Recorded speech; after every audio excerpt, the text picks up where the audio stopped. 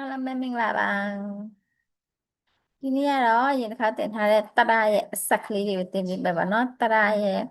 တရ32လုံးကိုဘယ်လိုမျိုးတွေကိုခွဲမလဲပေါ့သူကအတန်တူတရအတန်ရှည်တရရှိတဲ့အဟာလေးကိုတင်ပြပေးမယ်ပေါ့နော်โอเคဒါဆိုလို့ရှိရင်လိုက်ကြည့်မယ်နော်โอเคအဲ့ဒီမှာလည်းကြည့်ကြည့်လေးလုပ်မယ်ပေါ့နော်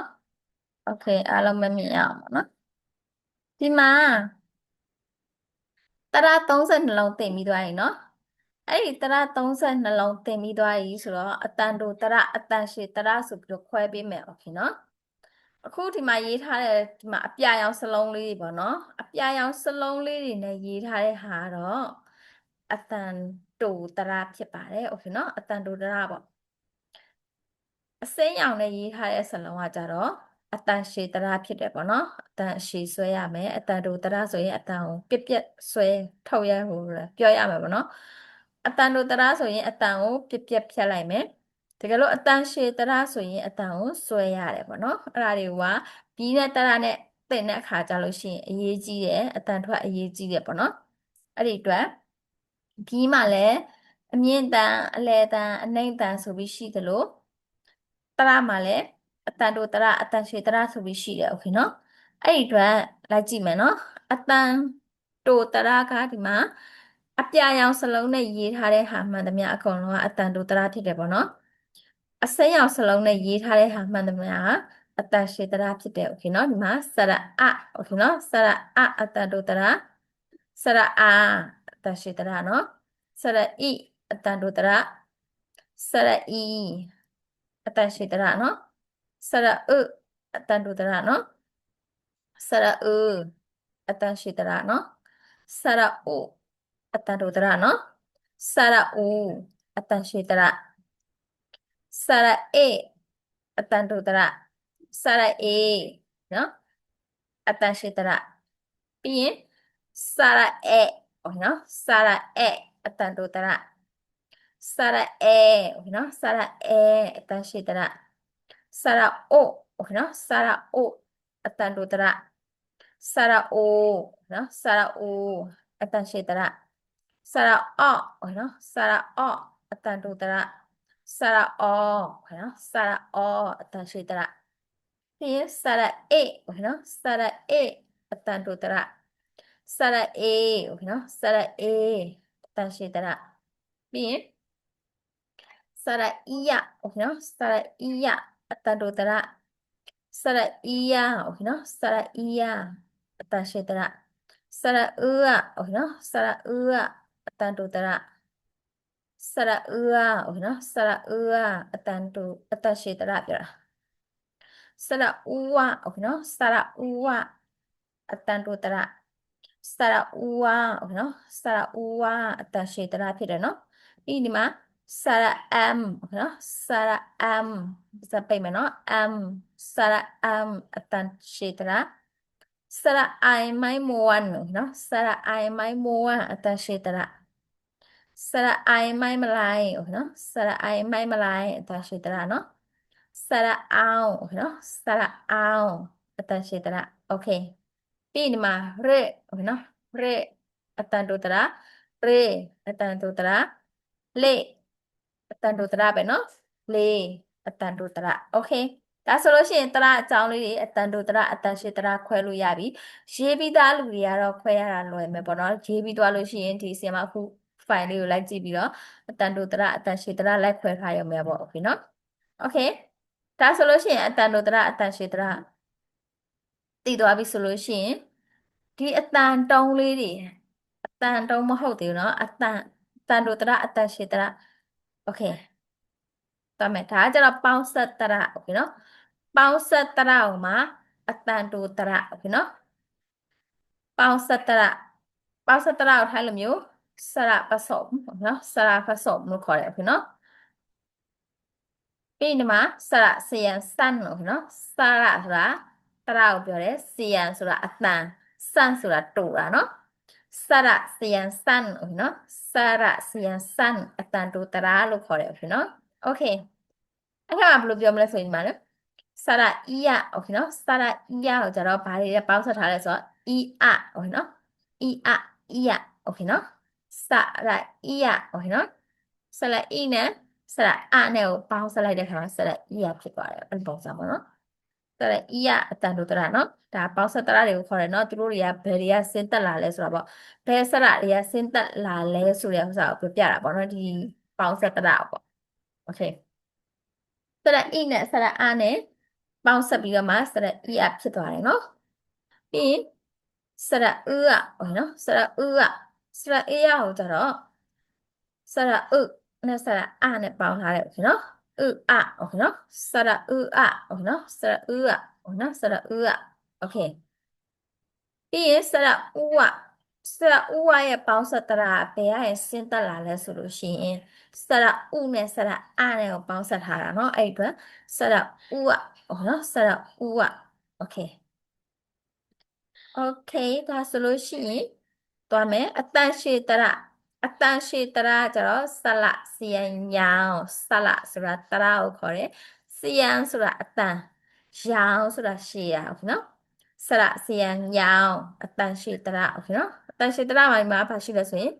ဆလအီယာဒါပေါင်းဆက်တရရဲ့အတန်ရှည်တရအတန်တူတရကိုသင်ပေးတာနော်ဘယ်ရရင်ဆင်းသက်လာလဲဆိုတာပေါ့နှစ်မျိုးထွက်တဲ့တရတွေရဲ့ပေါင်းစပ်မှုပေါ့နော်စရအီဟုတ်နော်စရအီနဲ့စရအာနဲ့ကိုပေါင်းလိုက်တာအီအာဟုတ်နော်စရအီယာဟုတ်နော်စရအီယာဖြစ်သွားတယ်နော်โอเคပြီးရင်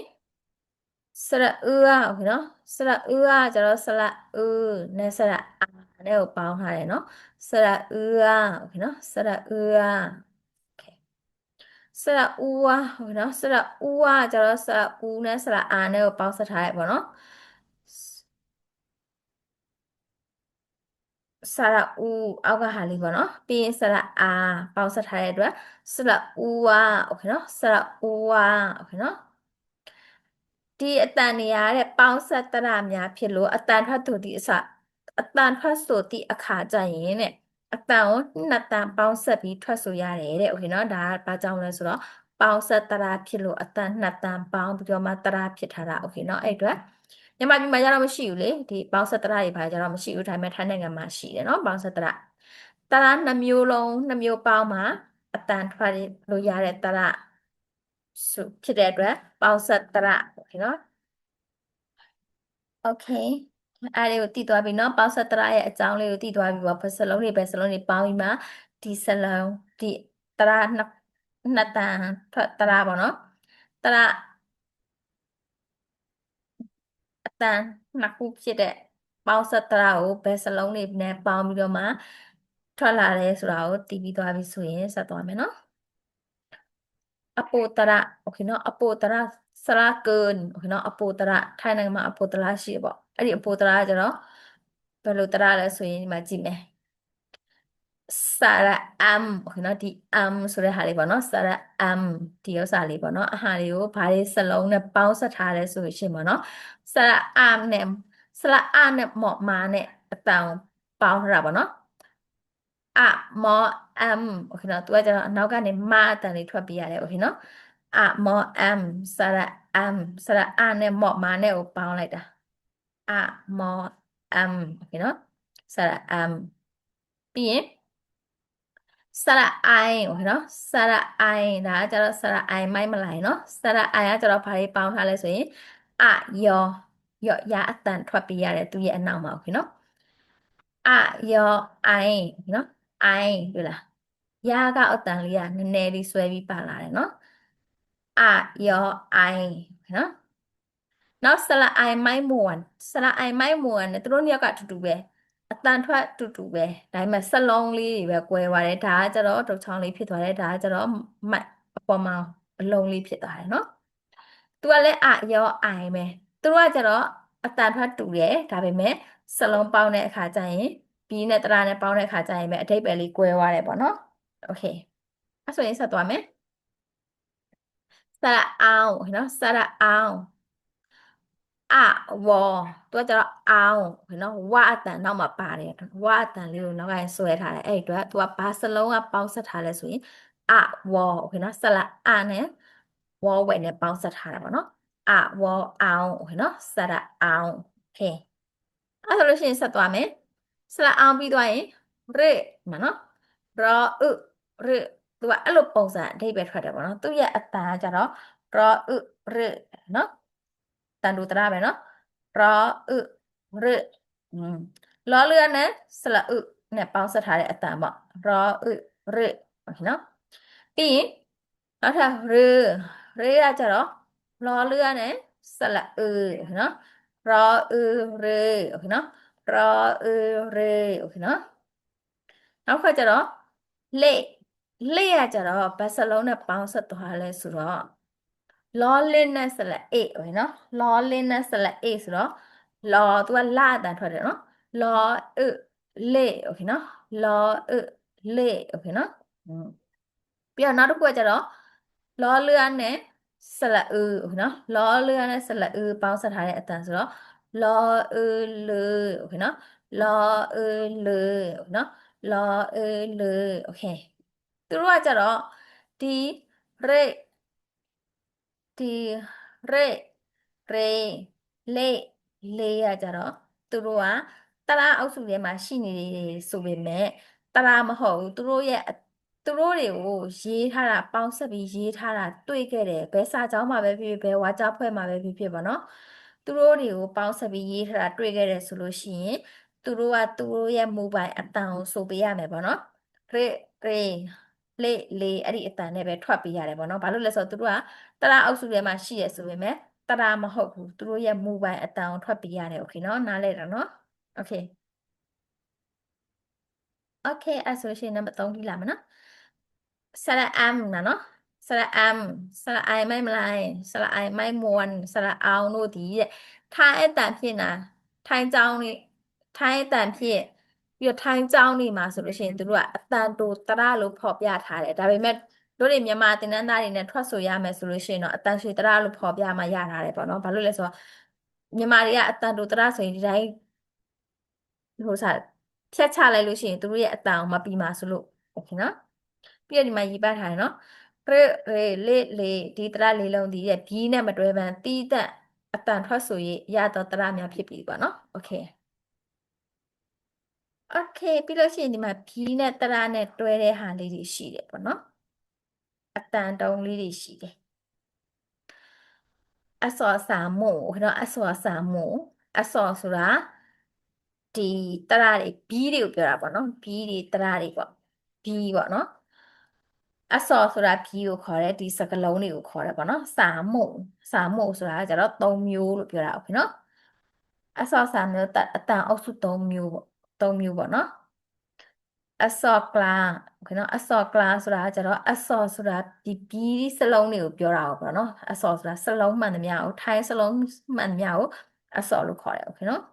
အစောကလာအလဲတန်ဘီကိုပြောတာโอเคနော်အလဲတန်ဘီတဲ့နော်ပြီးတော့အလဲတန်ဘီနဲ့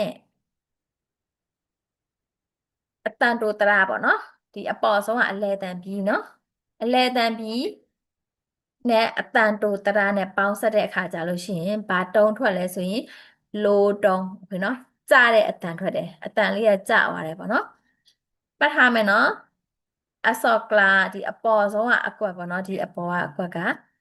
အလဲတန်ဘီနဲ့တရာနဲ့တွဲတာကိုပြထားတာနော်အဲ့တော့ဆိုဘီကအတန်3တန်ရှိတယ်တရအတန်2တန်ရှိတယ်နော်အဲ့အတွက်အဲ့ဒါကိုတွဲပြထားတာနားလည်မယ်နော်အလဲတန်ပြီးနဲ့တဲ့အတန်တိုတရနဲ့တွဲတဲ့အခါကျလို့ရှိရင်လိုတုံးကြတန်ထွက်မယ်နော်ကြတဲ့အတန်ပေါ့ပြီးတော့အလဲတန်ပြီးနဲ့အတန်ရှည်တရโอเคနော်ဒီဘက်မှာအတန်ရှည်တရနဲ့တွဲမယ်ဆိုရင်မစ်တုံโอเคနော်မစ်တုံကကျတော့တငိမ်နဲ့ဆွဲတဲ့အတန်ပေါ့နော်တငိမ်နဲ့ဆွဲတဲ့အတန်ထွက်မယ်ပြီးတော့အစော်ဆိုအလဲရပါတော့အစော်ဆိုဆိုတာအမြင့်တန်ပြီးနေတဲ့အတန်တိုတရစရစီယန်ဆန်နော်စရစီယန်ဆန်ဆိုတာအတန်တိုတရပါနော်မှတ်ထားမယ်နော်လိုက်ပြီးတော့အဲ့ဒါအဓိကကြတယ်နော်စာလုပ်တဲ့အခါကြတယ်အမြင့်တန်ပြီးနေတဲ့အတန်တိုတရနဲ့တွဲရင်ကြာတန်အတူတူပဲလိုတုံးထွက်တယ်ဒါပေမဲ့နောက်တစ်ခါအမြင့်တန်ပြီးနဲ့ အတန်ရှည်တရနဲ့တွဲတဲ့အခါကြလို့ရှိရင် raising tone เนาะ raising tone ဆိုတာကတော့ရိမ့်တဲ့အတန်လေးထွက်တယ်ထိုင်းနိုင်ငံမှာအတန်တော့က5မျိုးရှိရယ်เนาะရိမ့်တဲ့အတန်ထွက်တယ်โอเคပြီးရင်နောက်တစ်မျိုးကကျတော့အနှိမ့်တန်เนาะအနှိမ့်တန်နဲ့အနှိမ့်တန်ပြီးနဲ့အတန်ရှည်တရနဲ့တွဲတဲ့အခါကြလို့ရှိရင်တက်တန်အနှိမ့်တန်အတန်ရှည်တရဖြစ်တယ်အတန်တူတရအနှိမ့်တန်နဲ့အတန်တူတရနဲ့တွေ့တဲ့အခါကြလို့ရှိရင်တက်တဲ့အတန်เนาะ high tone โอเคเนาะ high tone ထွက်တဲ့အတန်တက်တန် sound တက်သွားတဲ့အတန်ပေါ့เนาะပြီးတော့အမြင့်တန်ပြီးနဲ့အတန်ရှည်တရနဲ့တွဲတဲ့အခါကြလို့ရှိရင် mid tone တငိမ်နဲ့ဆွဲတဲ့အတန်လေးထွက်မယ်โอเคเนาะโอเคဥပမာပြမယ်ကဘယ်လိုပြမလဲဆိုဒီမှာဥပမာအလဲတန်ပြီးနဲ့တဲ့เนาะအလဲတန်ပြီးနဲ့အတန်တူတရနဲ့တွဲတဲ့အခါကြလို့ရှိရင်ကြတန်ကောအာကโอเคเนาะကောအာကအလဲတန်ပြီးနဲ့အတန်ရှည်တရနဲ့တွဲတဲ့အခါကြလို့ရှိရင်တငိမ်နဲ့ဆွဲတယ်ကောအာကာโอเคเนาะကောအာကာโอเคเนาะတငိမ်နဲ့ဆွဲတယ်ပြီးရင်ဒီမှာအမြင့်တန်ပြီးထဲမှာဆိုခေါ်ခိုင်โอเคเนาะခေါ်ခိုင်ဆိုရင်ခေါ်အခโอเคเนาะခေါ်အခကြာတန်လေးနဲ့ပေါ့เนาะခေါ်အခပြီးရင်အမြင့်တန်ပြီးနဲ့အတန်ရှည်တရနဲ့တွဲတဲ့အခါကြလို့ရှိရင်ရိမ့်တန်โอเคเนาะရိမ့်တန်ဘလို့အတန်ထွက်မလဲဆိုရင်ခေါ်အခเนาะခေါ်အခရိမ့်တန်เนาะတကယ်လို့အနှိမ့်တန်ပြီးနဲ့တန်တိုတရနဲ့တွဲတဲ့အခါကျရင်တက်တန်ထွက်တယ်เนาะ high tone ထွက်တယ်ဘလို့ဆိုမလဲဆိုရင်ခေါ်အခโอเคเนาะခေါ်အခโอเคเนาะခေါ်အခတက်တန်ထွက်တယ်เนาะပြီးရင်အနှိမ့်တန်ပြီးနဲ့အတန်ရှည်တရဆွဲလို့ရှိရင်အတန်ရှည်တရပေါင်းဆက်တဲ့ခါကျရင်တငိမ်နဲ့ဆွဲတယ်ခေါ်အခတူတူပဲဒီပွားเนาะခေါ်အခခေါ်အခဒီအလဲကကျတော့ခေါ်ခိုင်เนาะခေါ်အခဒါခေါ်အခခေါ်အခဒါကျတော့ခေါ်အခโอเคเนาะခโอเคဒါဆိုလို့ရှိရင်အတန်တုံးလေးတွေအကြောင်းနည်းနည်းနားလည်သွားပြီပေါ့နော်အတန်တုံးလေးတွေအကြောင်းနားလည်သွားပြီဆိုလို့ရှိရင်ဒီဥစ္စာလေးကိုအိမ်စာအလင်းလိုက်လုပ်ထားပါမယ်နောက်နေ့ကျလို့ရှိရင်နောက်ဗီဒီယိုတွေမှာပြန်ဆုံပါမယ်โอเคနော်နောက်တစ်ခါကျလို့ရှိရင်အတန်တုံးလေးတွေအဓိကထားပြီးသင်ပြီးမယ်ပေါ့နော်အတန်တုံးလေးတွေကိုနိုင်ငံမှာရှိတဲ့အတန်တုံး5မျိုးပေါ့နော်5မျိုးကိုအဓိကထားပြီးတော့သင်ပြီးမယ်နောက်ထပ်ဗီဒီယိုဖိုင်လေးကြလို့ရှိရင်โอเคเนาะအခုကကျတော့အခုဒီနေ့ကကျတော့တရအတန်တိုတရအတန်ရှည်တရခွဲပေးတယ်ပြီးလို့ရှိရင်ပေါင်းဆက်တရသင်ပေးတယ်ပြီးလို့ရှိရင်အပိုတရသင်ပေးတယ်ပြီးလို့ရှိရင်တရတွေရဲ့အကြောင်းလေးတွေကိုရှင်းပြထားတာရှိတယ်ဘယ်ဟာကတော့အမြင့်တန်ဘယ်ဟာကတော့အနှိမ့်တန်ဘယ်ဟာတရအတန်တိုတရနဲ့ပြီးနဲ့တွဲရင်ဘာအတန်ထွက်တယ်တန်ရှည်တရနဲ့ပြီးနဲ့တွဲရင်ဘယ်လိုအတန်ထွက်တယ်ဆိုတာကိုတင်ပြထားတဲ့ဗီဒီယိုဖိုင်လေးပဲဖြစ်ပါတယ်โอเคအားလုံးပဲအဆင်ပြေတယ်လို့ရှင်ဖြစ်ထင်ပါတယ်เนาะလိုက်ပြီးတော့လှုပ်လို့အဆင်ပြေမယ်လို့ထင်ပါတယ်ရှင်တကယ်လို့နားမလည်တာတို့ဘာလို့ရှိလို့ဆိုရှင်ဗီဒီယိုဖိုင်လေးရဲ့အောက်မှာ comment လေးရေးထည့်ပေးလို့ရပါတယ်အဲ့ဒီနားမလည်တဲ့စကားလုံးမျိုးပြန်ပြီးတော့ရှင်းပြပေးလို့ရပါတယ်ရှင်โอเคအားလုံးပဲမင်္ဂလာပါနောက်ထပ်ဖိုင်နေမှာပြန်ဆုံပါမယ်ရှင်အားလုံးပဲမင်္ဂလာပါရှင်